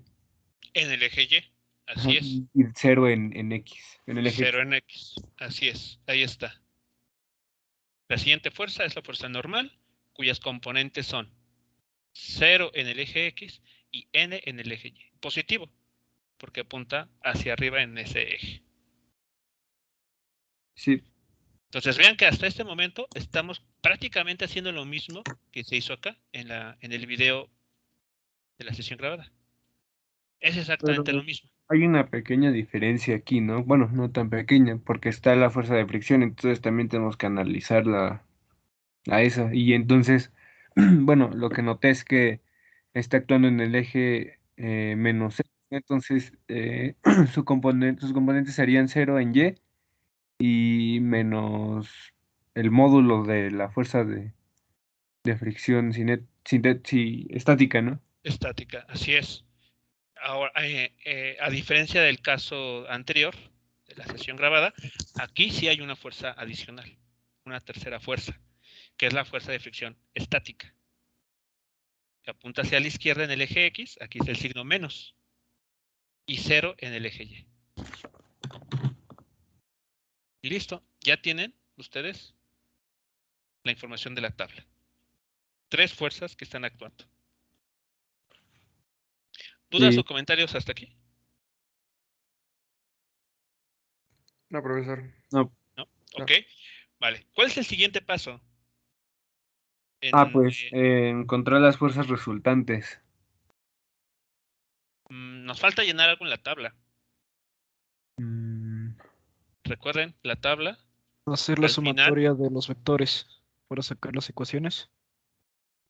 antes de, hay que considerar la Fuerza aceleración. neta. No, la aceleración. Ah, ya. Recuerden, sí, aquí están la suma de todas las fuerzas y al final anotamos lo que va a resultar, que es una aceleración. Entonces, aquí en esta tabla hay que incluir un nuevo renglón. Un nuevo renglón donde vamos a incluir la información masa por aceleración. sí. ¿Vale? Ahora, la pregunta es, ¿qué valores vamos a sustituir en los dos espacios que están, que vamos a tener que, bueno, que aparecen en esta tabla. Pues nuevamente el coseno y el módulo la componente en y del peso y la normal pues nos van a dar 0, ¿no? Porque como tal no está acelerado en ese eje el objeto. Ok, de acuerdo. Este bloque no va a hacer no va a realizar brincos, ¿no? No se No. va a mover de esa manera. Ok, entonces en el eje Y tenemos que anotar un 0 en la celda que corresponde. Muy bien. Y en el eje X, En el eje X ahí sería la suma de la componente X del peso menos la componente del NX de la fuerza de fricción estática. Entonces lo colocaremos así tal cual, ¿no? W por el seno o más bien, no sé si aquí consideramos como MG o como W. Pero ok, a ver, en el caso de que sea así, sería W por el seno del ángulo menos FS, ¿no? nos estamos saltando una parte. A ver, es esta gráfica, es similar a esta tabla, perdón. Ah, entonces A sería ver, la masa por la aceleración en X, ¿eso sería? entonces, a ver, si esa fuese la tabla para este problema, en el eje Y es claro que va un 0, porque no hay movimiento en esa dirección. Pero ¿qué habría que colocar en esta celda? Una masa por la aceleración que hay en X, ¿no? Exacto, la masa por la aceleración. Y en este caso, ¿cuál será la aceleración? ¿O si habrá aceleración? La gravedad. A ver, presten atención a lo que llevamos aquí. ¿Qué tipo de fuerza de fricción es esta? Es la estática, entonces no hay Es aceleración. estática, no hay aceleración. Exacto, es una fuerza de fricción estática. Entonces, ¿hay o no movimiento en el eje X? No lo hay. No. No debe de haber, porque el objeto sigue estando en reposo. Sí, Y la pista está en que la fuerza es estática, fuerza de fricción estática. Recuerden, estamos analizando la situación. Estamos tratando de escribir la situación. Lo pongo aquí ahora en la pantalla, en la que la rampa está formando un cierto ángulo con el eje X. Pero ese bloque está ahí quieto, vean. sí. Sí, como tal, entonces lo primero que estamos es analizando un ángulo en el que todavía no hay movimiento debido a la fuerza de fricción. Exactamente. Ok, sí. Después vamos a ver cómo ver esto. Vamos a buscar ese ángulo para el cual, cuando esa rampa llegue a ese ángulo, vean, sigue creciendo el valor del ángulo y ese objeto sigue quieto. Entonces podemos poner al ángulo en función del peso y de la fuerza, ¿no? Porque pues ya en ese caso entonces lo que seguiría sería analizar lo que nos está diciendo y ahí como está ahí, W por el seno del ángulo menos FS y despejaríamos al ángulo, ¿no? Sí, nuestra intención al final va a ser eso. Nuestro Para objetivo que va a ser ese. con eso nos quedaría como que el ángulo es igual al arcoseno de la fuerza de fricción sobre el peso, ¿no? Bueno, los módulos. Ok. O me estoy adelantando. Sí, estamos saltando, nos estamos pasando por alto un dato, pero bueno, ahorita lo vamos a comentar, justamente ese dato. Ok. Vale, entonces, ¿están todos de acuerdo con la información de la tabla? Sí. ¿Por qué no primero pues, se puso, ¿por qué no primero se puso menos W coseno del ángulo y más N? ¿Sí me entienden? Sí, pero O es lo mismo, pues es lo mismo, ¿no? exactamente es lo mismo. Es A más B igual a B más A. Ok. Entonces, bueno, aquí lo ponemos para que en la primera cantidad tenga signo positivo. Solamente por eso. Ok, entonces, si la información en la tabla es correcta, o están de acuerdo con ellas, no hay duda. Entonces, las ecuaciones que tenemos a un lado, ¿recuerdan cómo se obtienen? Las que puso ahí de eje X y en eje Y. Ajá. Sería sumando las fuerzas, ¿no? Simplemente es sumar, ¿no? Lo que está Sumamos las fuerzas por columna. Tendríamos W seno de teta más 0, pues queda W seno de teta. Menos FC, y esto tiene que ser igual a lo que hayamos colocado aquí, en esa celda, que en este caso es un 0. Entonces aquí sí es igualarlo a la aceleración y en este caso como no tiene sería igual a 0, ¿no? Exactamente, exacto.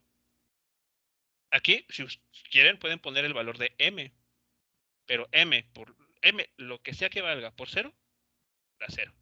Por eso ya directamente se puso ese 0. Ok, sí. Y en el eje Y hacemos lo mismo, sumamos todos los términos, menos W coseno de teta, más N, más 0, y eso se iguala a lo que se haya colocado en esta celda, que nuevamente es 0.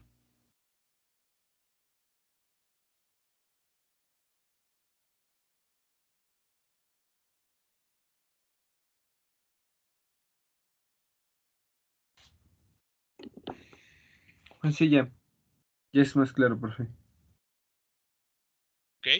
Entonces, y de ahí lo que uno puede hacer es hacer los siguientes despejes. Digamos, esos despejes son bastante directos. Yo diría que incluso hasta obvios de la ecuación 1 y 2. Ah, sí. De la ecuación 1, ustedes despejan Fs y queda que es igual a W por seno de teta, pero W es mg. Entonces queda mg por seno de teta. Y de la ecuación 2, despejan n. Y n resulta igual a W por coseno de teta. Pero W es mg. Entonces n es igual a mg coseno del ángulo teta.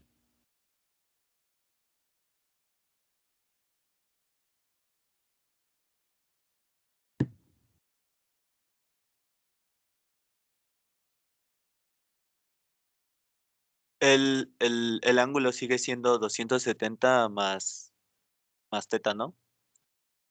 Sí, solamente que aquí no aparece el 270 en estas ecuaciones, la 1, la 2, 3 y la 4, porque en un paso previo se implementó una identidad trigonométrica.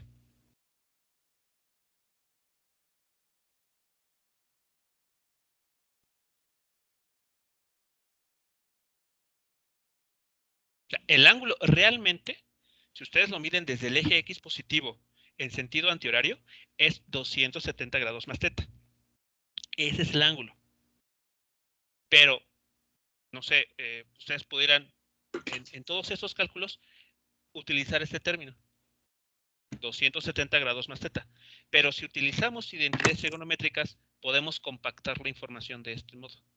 Sí.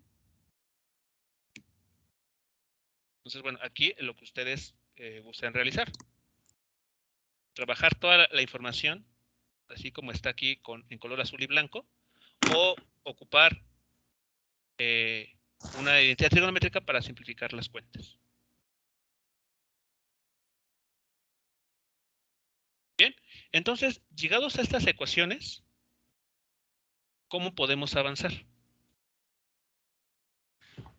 Pues ahora sí obteniendo al ángulo, ¿no? Pero bueno, podemos igualarlo para que nos quede como la suma mg por el seno del ángulo más mg por el coseno del ángulo y que eso sea igual a la fuerza de fricción más la normal. Ok, vale. Eso se puede hacer, sí, pero se nos está olvidando algo. Recuerden que el problema nos está diciendo o nos está planteando una situación bien específica que es el ángulo de inclinación aumenta hasta que el bloque comienza a moverse. Demuestre que mu sub s se puede determinar al medir el ángulo crítico al que comienza a ocurrir este deslizamiento. Es decir, con estas ecuaciones que hemos obtenido hasta ahora, estamos describiendo la situación para un ángulo cualquiera puede ser muy pequeño o puede andar con los 45 grados si quieren, donde el bloque sabemos que está en reposo, como vimos en la animación. Pero no queremos concretamente esa situación. Estamos buscando el ángulo crítico. Ok, sí. ¿Qué significa ese ángulo crítico desde esta perspectiva? A ver, es decir, si Sería el punto máximo para FS, ¿no? exactamente, porque si incrementamos un poquito más ese ángulo, ¿qué es lo que va a suceder con ese bloque? Pues se va a comenzar a moverse. Exactamente, es decir, caemos a esta parte de la gráfica y no queremos caer en esta parte de la gráfica, pero tampoco estamos interesados en esta parte lineal. Entonces, igual nuestra tarea sería determinar a FS, ¿no? Bueno, más bien, sí determinar o recordar esta relación. Cuando estamos en el valor crítico, el valor más alto de la fuerza de fricción estática, ¿qué sucede? La desigualdad que les había indicado aquí se convierte en igualdad. Sí. Entonces, eso ya nos establece una nueva información, porque de esa manera podemos relacionar la ecuación 3 con la ecuación 4. Entonces podríamos sacar o sea, argumentar eso y sustituir a N, ¿no? Como un despeje, que sería AFS no, dividido entre WS, ¿no? No, entre μS. Ajá, es eso de ahí, y despejar a N y sustituirla. Así es. Ok, sí. ¿Vale? Entonces, la ecuación 3 y la ecuación 4 nos están hablando de un caso muy general. Cuando el bloque sigue en reposo, con un cierto ángulo. Pero recuerden, en el problema estamos buscando un ángulo crítico, un ángulo para el cual ese bloque, si el ángulo se incrementa, el bloque comienza a deslizarse. Es decir, estamos entonces buscando la fuerza de fricción máxima. Y cuando la fuerza de fricción estática es máxima, se cumple esta igualdad. La fuerza de fricción es igual al coeficiente de fricción estática con la normal. Sí. Entonces vean, con esto ustedes ya pueden relacionar la ecuación 3 con la ecuación 4. Ya establecimos un puente, vamos a decirlo así. Sí, entonces, bueno, la diferencia de esa ecuación 3 con la 5 sería que la fuerza estática ahí es general, ¿no? Es en cualquier caso, para cualquier ángulo. Y Así ya es. la fuerza estática en la 5 ya es la máxima, ¿no? Ya es cuando alcanza el punto máximo y empieza a convertirse en cinética.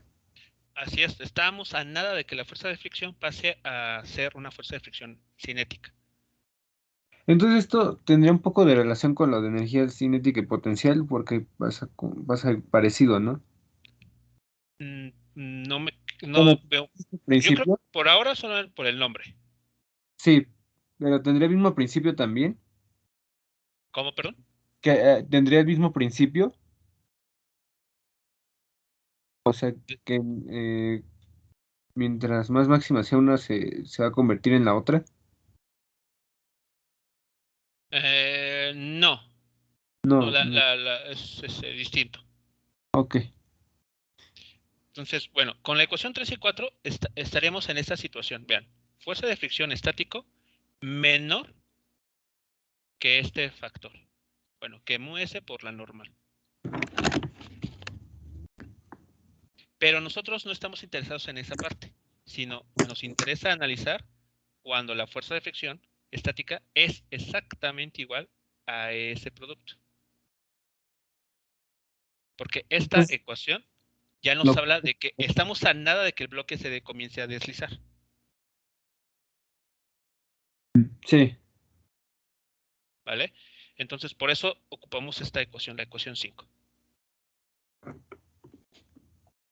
Entonces, ya para terminar esta parte, ¿qué podemos hacer? Por ejemplo, tal vez ustedes ya lo están terminando más rápido. Aquí yo les muestro algunos pasos intermedios. Lo primero que podemos hacer es esta ecuación 5 sustituir en la ecuación 3. Pero entonces eso nos obliga a que el ángulo θ que está aquí en la figura, bueno, en la ecuación 3, no sea ya cualquier ángulo θ, sino ya sea el ángulo crítico. Porque ya estamos buscando la igualdad, estamos imponiendo que se tiene que cumplir la igualdad. Que ya estamos a nada de que el bloque se comience a deslizar. Y ya que tenemos esto, ahora podemos ocupar la ecuación 4 para sustituir el valor de la fuerza normal.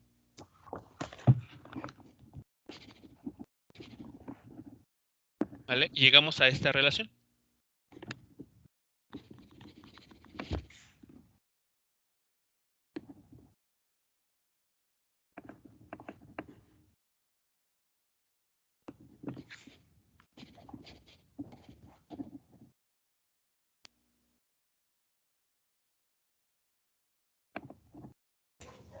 Que también vendría siendo parte de la definición que nos dio hace rato, ¿no, profe? ¿Cómo? ¿Por qué? Que nos dio de la estática, que era igual a la fuerza normal por el coeficiente. En el caso de la Sí, fuerza la de fricción, demostración del segundo paso, que era la fuerza normal por el coeficiente de fricción. La fricción estática era igual al coeficiente de fricción ajá, por la fuerza normal, y que es lo que nos ayudó aquí, ¿no? así es. Esa igualdad se cumple cuando ya estamos en la fuerza de fricción estática máxima. Yo tengo una duda en Bueno. en el paso de la ecuación que relaciona la ecuación 4. Ahí nos dice que el coeficiente por normal es igual al coeficiente mm, por la componente del peso, pero no me queda claro todavía. ¿En cuál ecuación? ¿En la última? Sí, en la última. Ok. No sé si me puedo explicar. A ver, lo que se hizo aquí es lo siguiente. Tenemos de la ecuación, a ver, si sustituimos la ecuación 5, voy a borrar esto, voy a borrar esto que está aquí. Si sustituimos la ecuación 5, esta relación, que bueno, también voy a creo que quitar.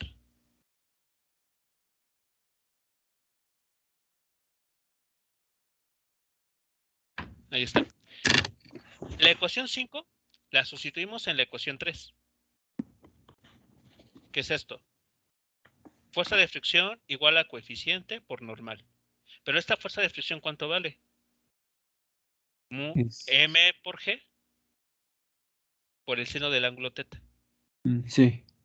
Es este lado. O sea, lo que hice fue tomar esto y ponerlo aquí a un lado. Y lo que dijo que tenemos que ahora considerar que ese ángulo sería el ángulo crítico. Exactamente. Ok. Porque si no fuese así, entonces aquí tendríamos en la ecuación 5, en lugar de ser una igualdad, sería una desigualdad.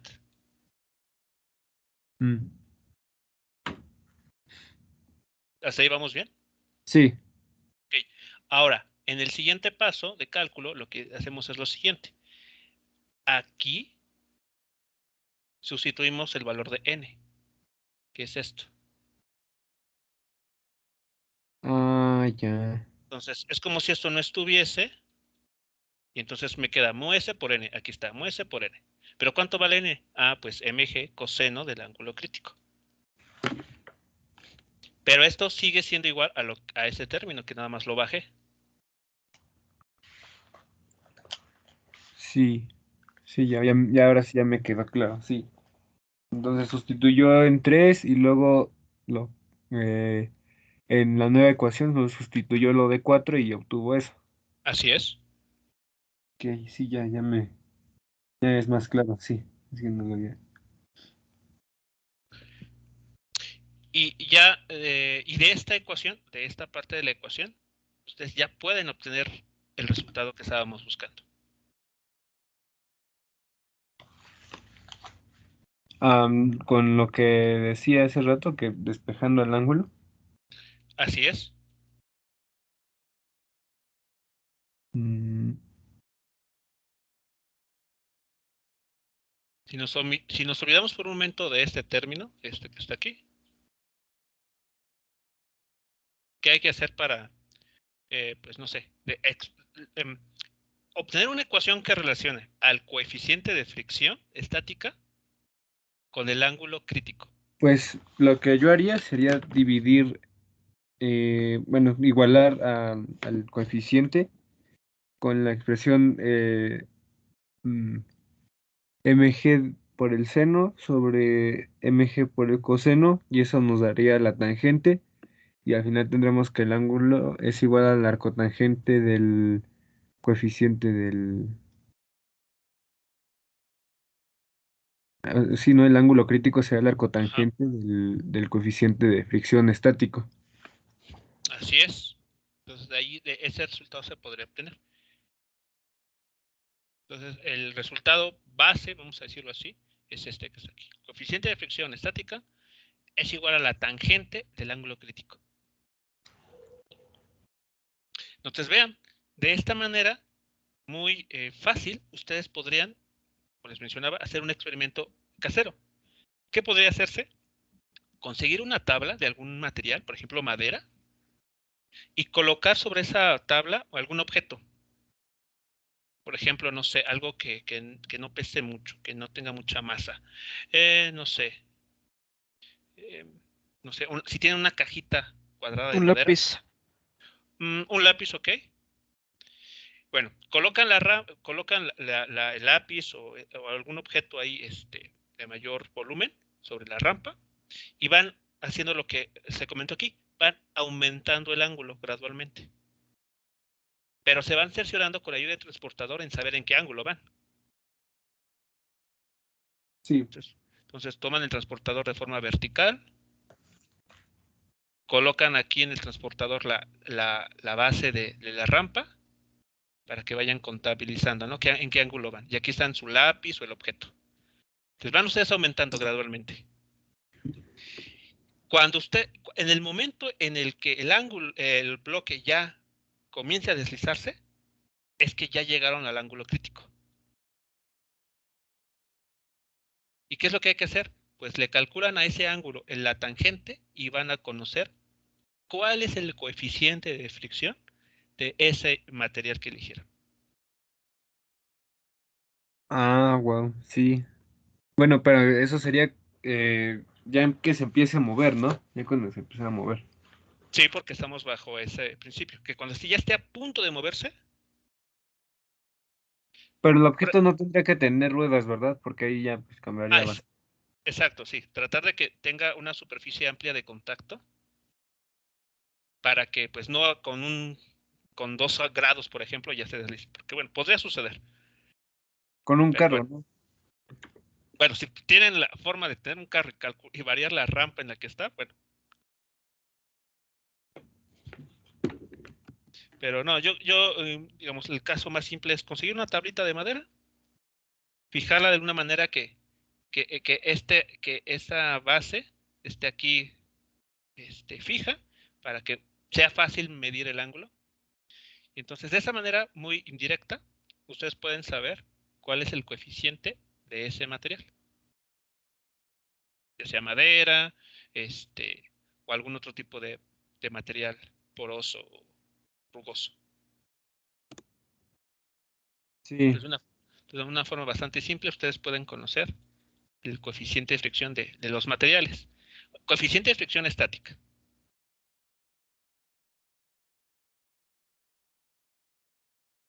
¿Preguntas, comentarios con esta parte, con este ejercicio? No.